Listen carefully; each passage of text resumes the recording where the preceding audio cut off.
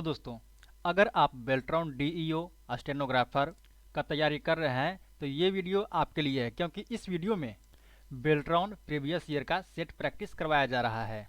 आपको यूट्यूब पे बहुत सारे वीडियो ऐसे मिल जाएंगे जिसमें कि प्रीवियस ईयर का यहाँ पे क्वेश्चन आंसर करवाया जाता है, लेकिन जो आपको यूट्यूब पे वीडियो मिलेगा वो कुछ इस प्रकार का रहेगा जिसमें कि क्वेश्चन और आंसर एक साथ में आपको दिखाई देगा, लेकिन आपको यहाँ पे आपको बताया जाएगा और क्वेश्चन आंसर करवाया जाएगा, यानी कि सेट प्रैक्टिस करवाया जाएगा, जो कि आपके लिए बहुत ही फायदेमंद होगा। और Beltron stenographer, Beltron data entry operator दोनों में सिलेबस जो है सेम है।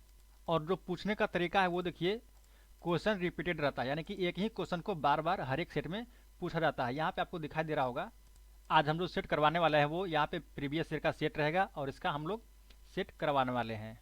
और साथ ही साथ आपको ये बता दें कि जो क्वेश्चन डिटेल में बताने लायक रहेगा उसको हम डिटेल में बता देंगे और बाकी को हम लोग एमसीक्यू के रूप में करते चलेंगे। हम क्वेश्चन पढ़ेंगे और आपको साथ ही साथ आंसर देना होगा। अगर आपको बेल्ट्रॉन का एग्जाम पास करना है तो सबसे बेस्ट तरीका यही है कि आप प्रीवियस ईयर को अच्छे से प्रैक्टिस कर लें। चलिए क्वेश्चन को शुरू करते हैं। हमारा पहला सवाल है, एम एस एक्सेल में ट्रू फंक्शन किस श्रेणी के कार्य से संबंधित है, यानी कि जो हमारा ट्रू फंक्शन है वो किस श्रेणी में एम एस एक्सेल में रहता है। बताइए, लॉजिकल में रहता है, फाइनेंशियल में, या फिर टेक्स्ट में, या फिर डेट एंड टाइम के लिए। तो ये हमारा जो सही आंसर होगा इसका होगा लॉजिकल। ये लॉजिकल का श्रेणी में रहता है। चलिए अगला सवाल, विंडोज एक्सपी के थीम को बदलने के लिए हमें किस विकल्प का चयन करना होगा। बताइए, डेस्कटॉप पर दायां क्लिक करके प्रॉपर्टीज में जाना होगा, उसका फिर थीम में करना होगा, या फिर माय कंप्यूटर में जाएंगे, बायां क्लिक करेंगे और फिर सी ड्राइव में जाएंगे और उसके बाद थीम बदलेंगे। इसके बाद तीसरा ऑप्शन, माई नेटवर्क स्थान पर दायां क्लिक, उसके बाद विशेषताएं पर जाएंगे और फिर IPv4 पे करेंगे। अगला है हमारा माय कंप्यूटर पर डबल क्लिक करें, इसके बाद सी ड्राइव पे जाएंगे या फिर प्रोग्राम फाइल में, यानी कि कौन सा काम हम करेंगे तो हमारा जो है कि विंडोज एक्सपी में थीम को बदल सकते हैं। तो इसका जो सही आंसर होगा वो होगा डेस्कटॉप पर दायां क्लिक। जैसे कि मेरा विंडोज 7 है तो यहाँ पे हम भी आपको करके दिखा सकते हैं। यहाँ देखिए, राइट बटन क्लिक कीजिएगा डेस्कटॉप पे, इसके बाद यहाँ पे देखिए मेरा पर्सनलाइजेशन करके है, पर्सनलाइज। इसके बाद यहाँ पे क्लिक करेंगे तो यहाँ पे करने के बाद यहाँ पे देखिए आपका इस प्रकार का थीम है जो आ जाता है चेंज करने के लिए। यहाँ पे आप थीम को चेंज कर सकते हैं। मेरा विंडोज 7 है तो मेरा कुछ इस प्रकार का था, लेकिन अगर आपका इसमें विंडोज एक्सपी का पूछा है तो विंडोज एक्सपी में जो होगा वो होगा डेस्कटॉप पर दायां क्लिक, प्रॉपर्टीज और फिर थीम। चलिए अगला सवाल, एम एस एक्सेल 2016 के किस मेनू में हाइड एंड अनहाइड का ऑप्शन उपलब्ध है।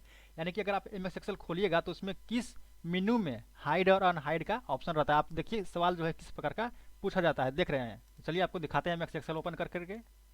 देखिए हमारा एक्सेल ओपन हो चुका है। अब एक्सेल में देखिएगा, यहाँ पे देखिए ये जो हमारा है ये सब हमारा टैब है। अब हम यहाँ पे होम में आते हैं और होम में आने के बाद यहाँ पे आपको दिख रहा होगा ये फॉर्मेट सॉरी इसमें नहीं, फॉर्मेट यहाँ पे है, ये वाला फॉर्मेट। इस पर हम क्लिक करते हैं तो यहाँ पे देखिएगा हाइड एंड अनहाइड ऑप्शन यहाँ पे हमारा शो करता है, यानी कि उसका ऑप्शन नंबर क्या हो जाएगा आप लोग बताइए। होगा यहाँ पे होम और उसके बाद फिर फॉर्मेट, ऑप्शन नंबर 3। चलिए अगला सवाल, ईपी रोम का पूर्ण रूप क्या है। बताइए, ईपी रोम का पूर्ण रूप ये आपको पता होगा तो बताइए जल्दी से। इसका जो सही आंसर है वो होगा erasable programmable read only memory, option number 4। चलिए अगला सवाल, ये सब जो फुल फॉर्म है ये सब आपको याद कर लेना है। अगला सवाल है, एम एस एक्सेल 2016 के फाइल मेन्यू का विकल्प निम्नलिखित में से कौन है। बताइए, तो इसका जो सही आंसर है वो होगा क्लॉज जो है इसका सही आंसर है। अगला सवाल, एम एस पावर पॉइंट 2016 के होम टैब में निम्नलिखित में से कौन सा एक फंक्शन नहीं है। यानी कि जब एम एस ऑफिस 2016 यानी कि एम एस पावर पॉइंट 2016 खोलिएगा तो उसमें से कौन सा टैब जो है आपको यहाँ पे उपस्थित नहीं रहता है। फाइंड नहीं रहता है, न्यू स्लाइड, स्लाइड डिजाइन या फिर सेक्शन ऑप्शन। तो ये जो है इसमें स्लाइड डिजाइन वो आपको देखने को नहीं मिलेगा। अगला सवाल है, यदि हम अपने कंप्यूटर को विंडोज एक्सपी या विंडोज 7 में पिछले संस्करण में पुनर्स्थापित करना चाहते हैं तो हमें निम्नलिखित में से कौन सा विकल्प चुनना चाहिए। बताइए, तो इसका जो सही आंसर होगा वो होगा, पहले स्टार्ट पे जाएंगे, इसके बाद फिर ऑल प्रोग्राम पे जाएंगे, एसोसीरीज में जाएंगे और फिर सिस्टम टूल में जाएंगे तो ये हमारा काम हो जाएगा। अगला है APIPA देखिए फुल फॉर्म एक सेट में दो दो फुल फॉर्म पूछा गया है। तो यहाँ पे देखिए API-PA का फुल फॉर्म क्या होगा, तो ये होगा इसका automatic private internet protocol addressing. आप लोग शॉर्ट शॉर्टकट कीज और फुल फॉर्म को जरूर से याद करके जाइएगा, और ख़ास करके वो जो कि प्रीवियस ईयर में आए हुए हैं। आज हम आपको जो भी सेट में क्वेश्चन करवा रहे हैं, सारा का सारा किसी न किसी सेट में पूछा गया है। जैसे ये क्वेश्चन है, ये भी किसी न किसी सेट में पूछा गया है, और इसके पहले 8 क्वेश्चन जो करवाए हैं आपको, वो भी किसी न किसी सेट में पूछा जा चुका है। और हर सेट में एक ही क्वेश्चन को अलग अलग तरीके से, जैसे कि इस सेट में 60 क्वेश्चन है, तो 60 क्वेश्चन में से एक दो क्वेश्चन ऐसे रहेंगे जो कि किसी और भी सेट में पूछे रहेंगे। तो इसलिए कर रहे हैं कि जो प्रीवियस ईयर का सेट प्रैक्टिस है जो करवा रहे हैं, इसको आप लोग जरूर देखिएगा। अगला सवाल है, यदि एक नया हार्डवेयर कंप्यूटर IO पोर्ट से जोड़ा जाता है तो हम उस हार्डवेयर के ड्राइवर की स्थिति को किस विकल्प से देख सकते हैं। तो इसका जो सही आंसर होगा वो होगा ऑप्शन नंबर 3, इसका सही आंसर है। अगला सवाल है, निम्नलिखित में से किस इनपुट या आउटपुट डिवाइस का उपयोग दूसरी पीढ़ी के कंप्यूटर में किया गया था। तो सही आंसर इसका हो जाएगा पंच कार्ड, और आपको जॉयस्टिक जो यहाँ पे एक जो है इनपुट डिवाइस है। आपको एक चीज़ याद कर लेना है, जैसे कि किस पीढ़ी में किसका यूज किया गया था। जैसे कि प्रथम पीढ़ी में वैक्यूम ट्यूब का यूज किया गया था, दूसरा पीढ़ी में पंच कार्ड का यूज किया गया था, वैसे ही तीसरा, चौथा और पांचवा पीढ़ी में AI यानी कि आर्टिफिशियल इंटेलिजेंस का प्रयोग किया गया। ये सब आपको याद कर लेना है। चलिए अगला सवाल है, श्री अजित किसी वर्कशीट में काम कर रहे हैं और वह फाइल को PDF में बदलना चाहते हैं, ठीक है, और निम्नलिखित में से कौन सा विकल्प उसे फाइल प्रकार बदलने की अनुमति नहीं देता है। यानी कि अगर आप किसी भी काम कर रहे हैं, कोई भी काम कर रहे हैं वर्कशीट में, और आपको PDF में बदलना है उसको, तो आपको सेव एज करेंगे।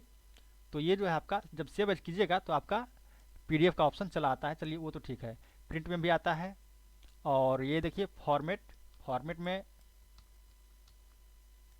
PDF बदलने का ऑप्शन नहीं आता है। फॉर्मेट में क्या होता है कि आपको चेंज करना होगा या फिर कुछ आपको उसमें एडिटिंग करना होता है फॉर्मेट में। तो फॉर्मेट जो है एडिटिंग में आएगा, तो PDF बदलने के लिए एक्सपोर्ट जब आप कीजिएगा, तो एक्सपोर्ट जब कीजिएगा तो उसमें भी PDF का ऑप्शन आता है। तो इसका सही आंसर होगा वो हो जाएगा ऑप्शन नंबर 3। ऑप्शन नंबर 3 जो है इसमें आपका PDF नहीं बदल सकते हैं, PDF में नहीं कन्वर्ट कर सकते हैं। अगला सवाल है, MS एक्सेल 2016 के पेज लेआउट टैब निम्नलिखित में से कौन सा पेज साइज का एक प्रकार है। लेटर, एग्जीक्यूटिव, A5 या फिर लीगल। तो आपको पता होगा कि इसका जो सही आंसर है वो होगा लेटर साइज। ये जो है लेटर साइज इसका सही आंसर है।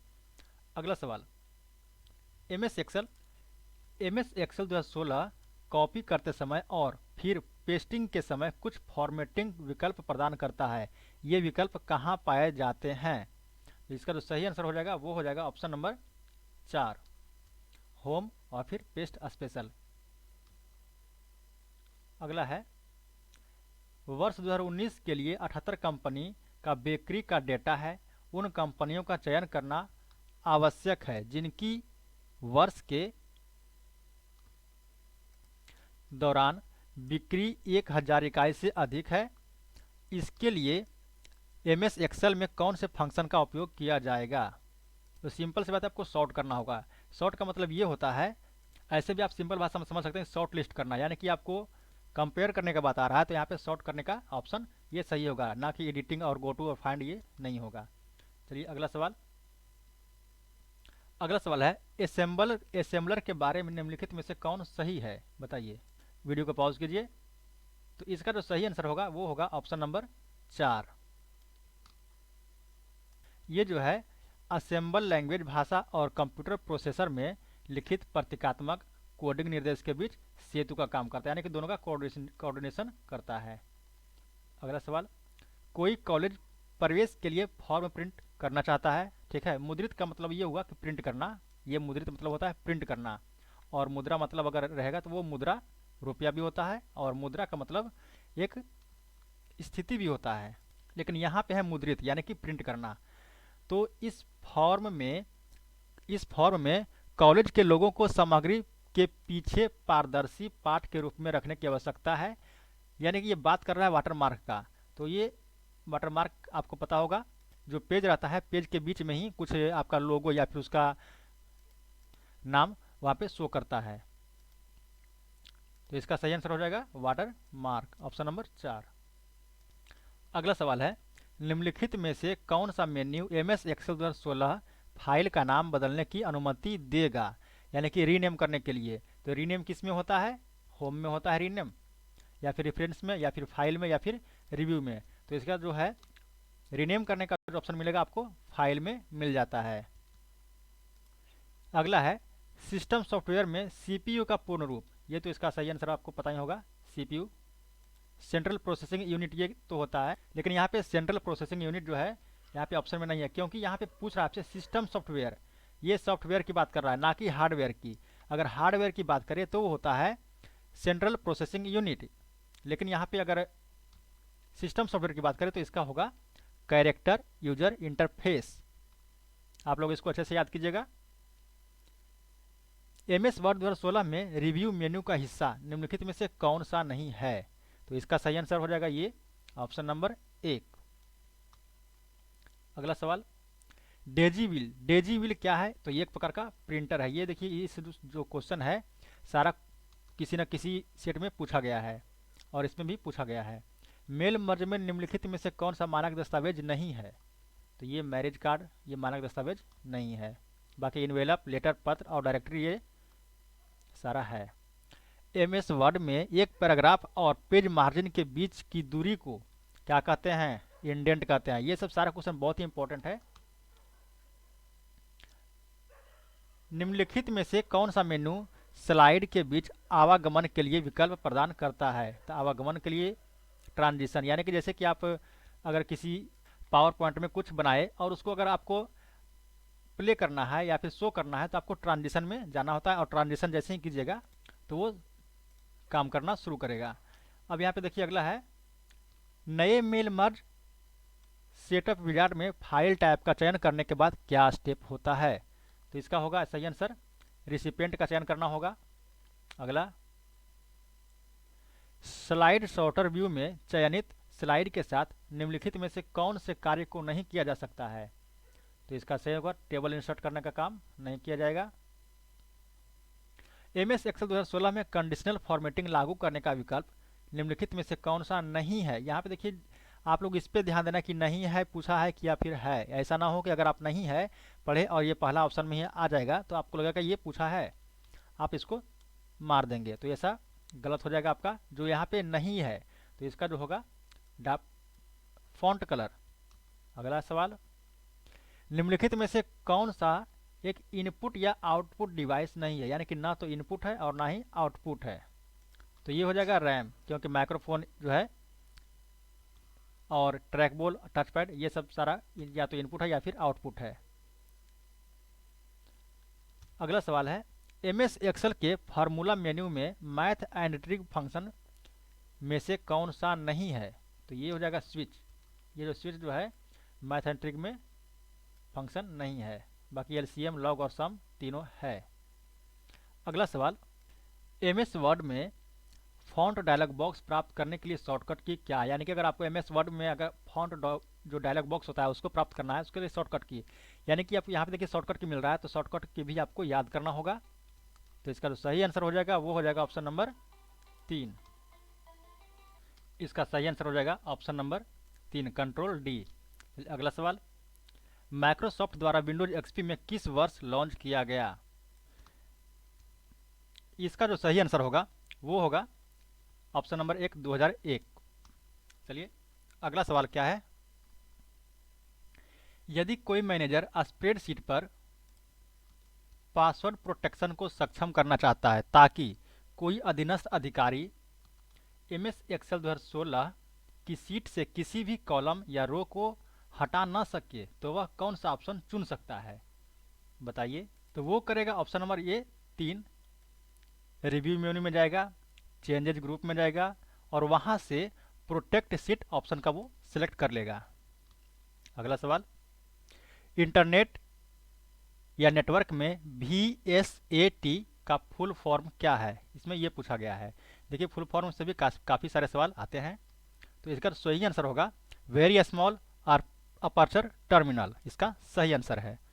अगला सवाल, मेमोरी मैनेजमेंट प्रबंधन की विशेषता है यानी कि रिक्त स्थान को यहाँ पे भरना है कि मेमोरी मैनेजमेंट जो है किसका एक विशेषता या हिस्सा है।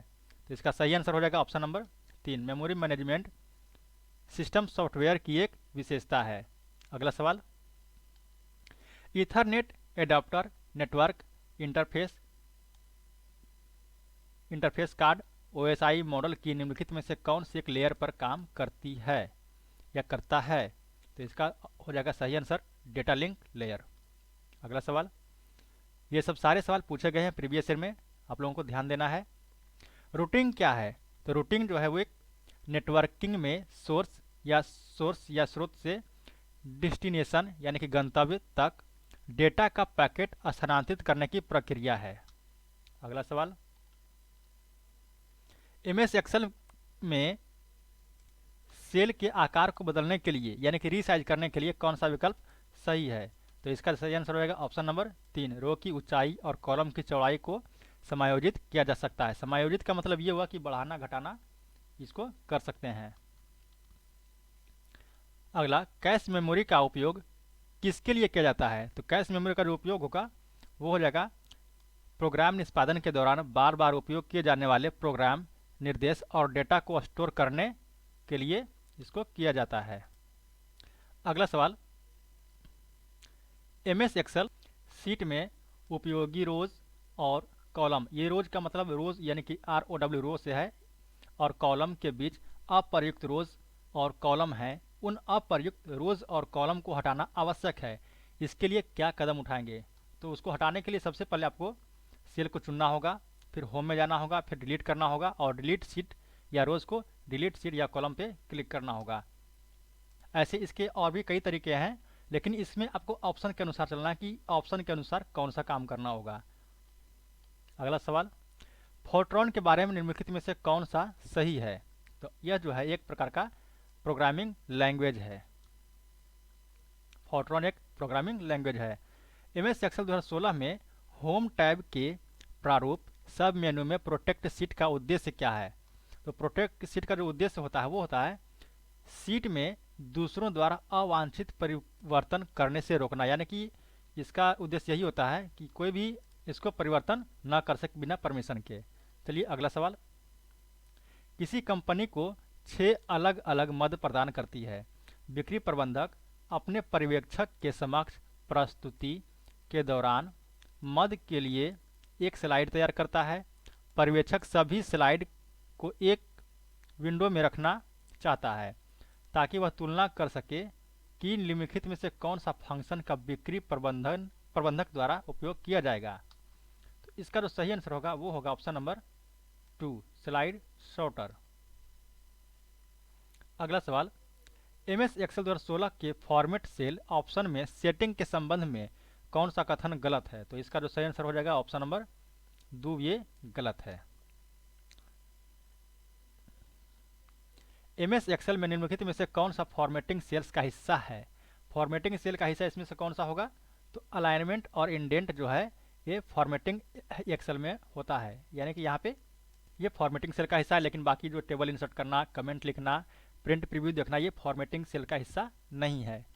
अगला सवाल हमारा कह रहा है किसी पुराने एड्रेस को संपादित करने और नया एड्रेस को जोड़ने के लिए मेल मर्ज में किस विकल्प का प्रयोग किया जाता है। तो मेल मर्ज में अगर इस प्रकार का काम करना है तो इसके लिए आपको होता है वहाँ पे लेबल का यूज करना होगा।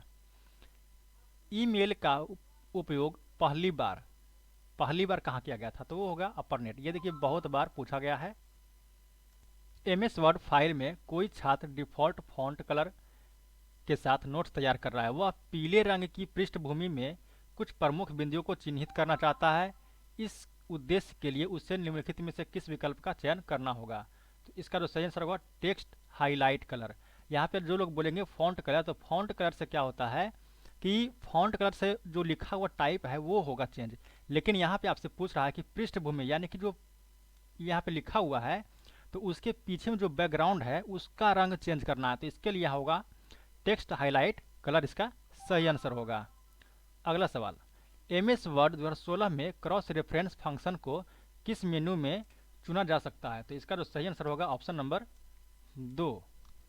अगला सवाल, यदि हम कुछ तत्वों के बीच पदानुक्रमित संबंध दिखाना चाहते हैं तो MS एक्सेल 2016 में निम्नलिखित में से किस फंक्शन का सब मेनू का उपयोग किया जाना चाहिए? तो इसका सही आंसर यहाँ पे ये ऑप्शन नंबर 3 इसका सही होगा।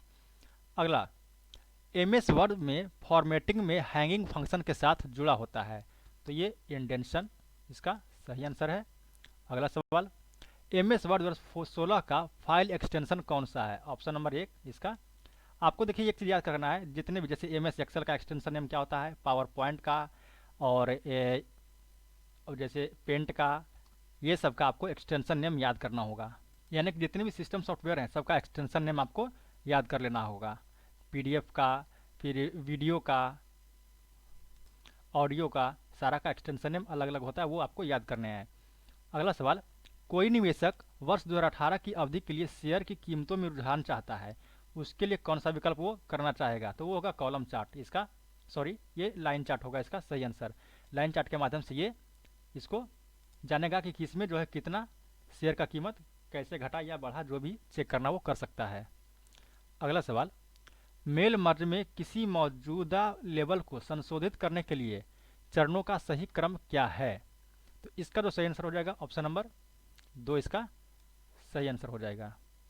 निम्नलिखित में से MS एक्सेल में डिफ़ॉल्ट रूप से दी गई आकृति का श्रेणी नहीं है, यानी कि अगर आप MS एक्सेल खोलते हैं तो ये इसमें से कौन सा जो है डिफ़ॉल्ट आकृति नहीं रहता है उसमें? तो ये हो जाएगा इसका, देखिए ब्लॉक एरोज रहता है, स्मार्ट आर्ट भी रहता है और रेक्टेंगल भी रहता है, लेकिन ये जो है इक्वेस शेप्स ये डिफ़ॉल्ट नहीं रहता है। अगला, MS एक्सेल 2016 में किस मेनू या टैब में संरक्षित वर्कबुक को शेयर करने का ऑप्शन चुना जा सकता है? तो इसका सही आंसर हो जाएगा ऑप्शन नंबर 3। बहुत ही शानदार क्वेश्चन। अगला सवाल, किस विकल्प से हम देख सकते हैं कि मेल मर्ज में मुद्रित या भेजे जाने के बाद कैसे हमारे लेटर या ईमेल पत्र या मैसेज या इनवेलप लेवल या डायरेक्टरी दिखाई देंगे? तो ये आपको अपने डॉक्यूमेंट का पूर्वावलोकन करना होगा। अगला सवाल, यहाँ पे देखिए, ये देखिए क्वेश्चन हर एक सेट में मतलब सबसे अधिक बार ये पूछा गया क्वेश्चन, और हूबहू यही रहेगा क्वेश्चन पूछा गया था बहुत सारे सेट में। देखिए इसको कि डॉक्यूमेंट में दिल्ली को DELHI को 6-7 स्थान पर DEHLI लिखना है, यानी कि यहाँ पे देखिए स्पेलिंग मिस्टेक है, तो DEL है और इसको करना है DEH। तो इसके लिए क्या करना होगा? तो इसके लिए आपको करना होगा शॉर्टकट की Ctrl+H, यानी कि यहाँ पे रिप्लेस, यहाँ पे इनडायरेक्ट रूप में आपको रिप्लेस का शॉर्टकट की पूछा गया है। रिप्लेस, इसी को कहते हैं रिप्लेस, यानी कि अगर कुछ गलती हो गया है तो उसको सुधारना है तो उसको रिप्लेस किया जाता है, और रिप्लेस का शॉर्टकट क्या होता है? Ctrl+H, यानी कि ऑप्शन नंबर 4 इसका सही है। अगला सवाल, चयनित टेक्स्ट के मध्य से काटने के लिए एक रेखा के कार्य को किस रूप में जाना जाता है? यानी कि जैसे ABCDDF लिखा हुआ है और उसके बीच से जैसे यहाँ पे A लिखा हुआ है और ये आपका B हो गया, और इसके बीच से इस प्रकार से अगर कटा हुआ आपको दिखाई देता है, ये इस प्रकार से CD इस प्रकार से कुछ आपको कटा हुआ दिखाई देता है, तो इसको कहते हैं स्ट्राइक थ्रू।